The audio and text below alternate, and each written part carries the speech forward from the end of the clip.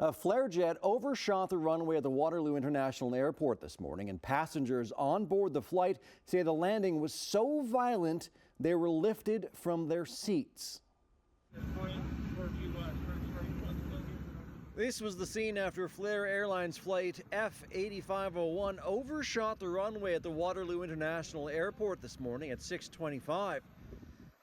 The video was posted on social media by a family member of one of the passengers.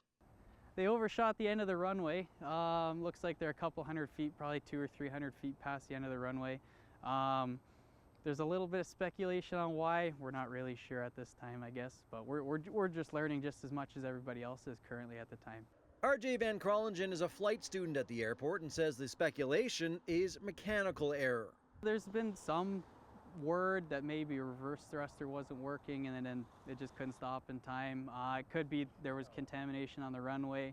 It could have been a brake failure. It could have been a whole bunch of things. So once the I guess the Transportation Safety Board gets out to do their investigation, that's when the final word will come out. The flight was coming from Vancouver, and all 134 passengers and 6 crew members got off the Boeing 737 uninjured.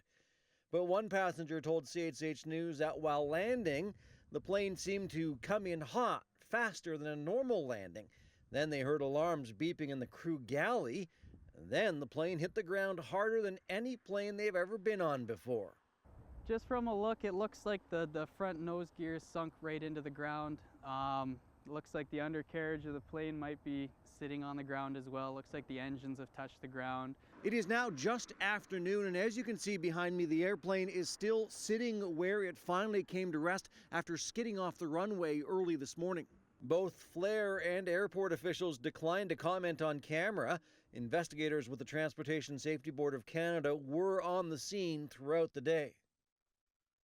And all flights in and out of the Waterloo Airport were canceled as well for the entire day.